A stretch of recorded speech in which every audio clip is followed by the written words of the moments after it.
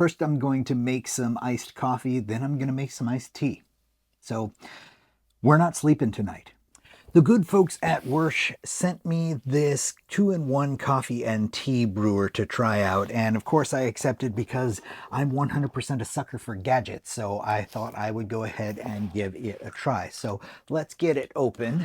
I have already taken a peek at the instruction manual online and it is dead simple to use. It's really pretty straightforward, so I'm excited to go ahead and try it out. Oops, here's our warranty card. We'll set that aside. Okay, nicely packed as it needs to be since it does have a glass carafe, which is pretty nice, but of course you got to be careful with a glass carafe.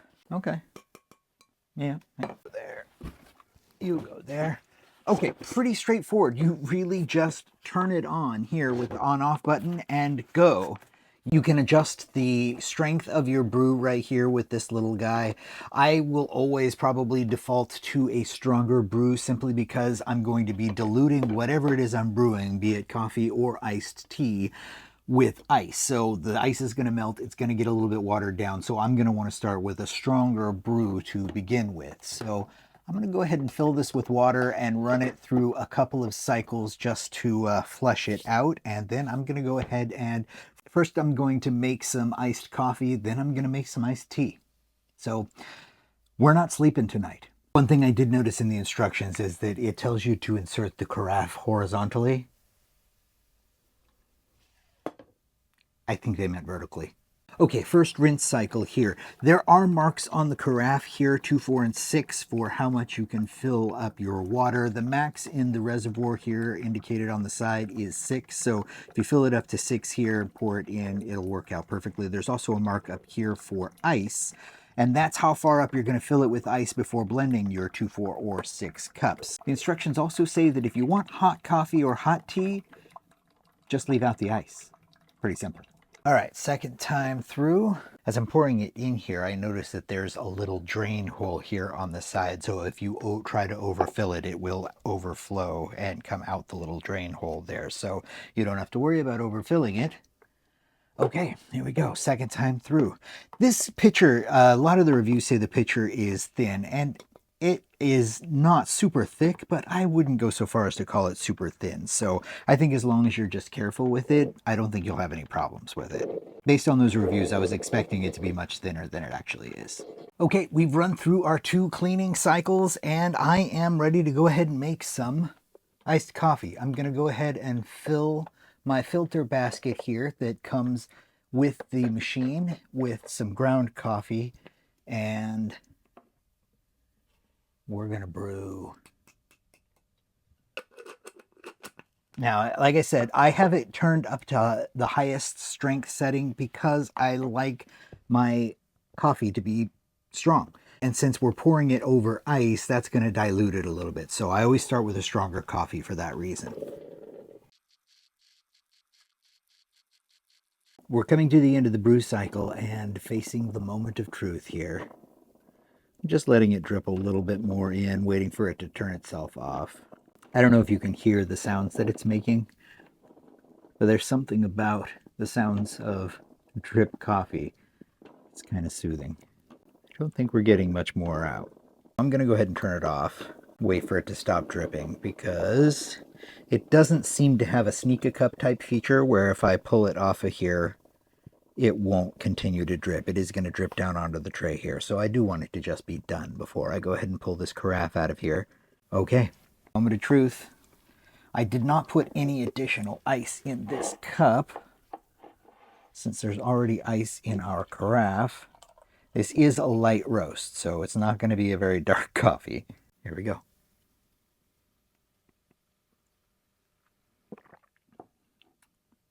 Yeah, that worked perfectly. There's not a ton to it. It's a nice and simple design. I've got it turned up to the strongest strength because it's getting diluted here, but it's still a good coffee taste here.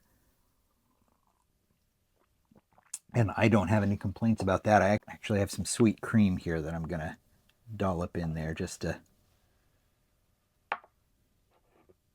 see how it does.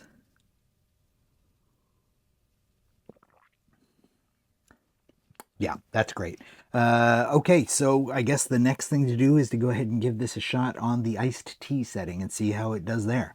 Okay, we're back for round two. Now we're going to make iced tea. First, I'm going to go ahead and pour our water in here. Then I'm going to fill our carafe up with ice and we're going to brew. But one thing that I noticed right away, this is pretty smart. When I was filling this up with filtered water, I noticed that it actually only takes 4 cups of water to reach the 6-cup line in this pitcher. That's pretty smart. That means that it is actually taking the ice into account and knowing that it is going to melt, and that's going to get you the extra 2 cups. It's basically already calculating you're going to get about 2 cups worth of melt, and so in order to get 6, you just fill it with 4. Okay, filling it up, not from there, from there. The green tea that I'm going to use to make this iced tea is a Tea Forte cherry marzipan tea. It is fantastic, and I love just smelling it. I found this tea. It was used to make a cocktail on a cruise ship I was on, and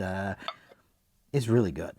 I have an affinity for these types of tea that have been flavored like this. There's one that I love from a tea shop that unfortunately is no longer around. So if anybody knows where I can get almond cookies tea, please hit me up. All right, so let's go with 6 teaspoons of our tea. 5 and 6. And here we go. Iced tea incoming. As you can see, the cherry marzipan is a green tea.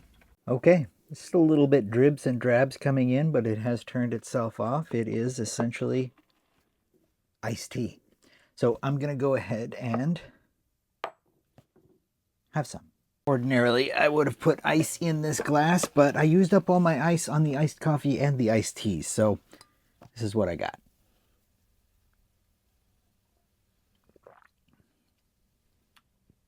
I mean, yeah, this is great green tea, so it did its job. Normally I put a little sweetener in, and the manufacturer recommends that you can go ahead and put sugar in before you start brewing. I might put a simple syrup in just so that it's already, yeah, so that I don't really have to stir it. It's already been dissolved, but it should dissolve on its own just fine as the tea's hitting it. But this is awesome. This guy does exactly what it says it's going to do. It did a good job of making the iced coffee, did a great job of making the iced tea. I have one tiny niggling complaint about it, and that is that there's no sneak a cup feature where you can pull the carafe off without it continuing to drip down onto the tray below. But honestly, that's only a problem if you're doing what I'm doing right now and literally watching it as it's brewing in anticipation of pouring yourself a cup. If you're brewing it and walking away, when you come back, it's probably going to be done dripping, and you shouldn't have to even worry about that. That's really more a feature that you would find in, in a coffee machine that you're going to be pouring a cup of when it's still brewing. So other than that, it's a great little machine. I wouldn't have any problem recommending it. So link in the description if you're interested, and enjoy. It's really good. I mean, God, I love this tea. I would make some black tea, but between the iced coffee and the iced tea, like I said, I'm completely out of ice, so it's going to take me a while before I would even be able to do that. So maybe I'll make another video if I try it again with that, but I don't see why the results would be any different. So I hope this helps.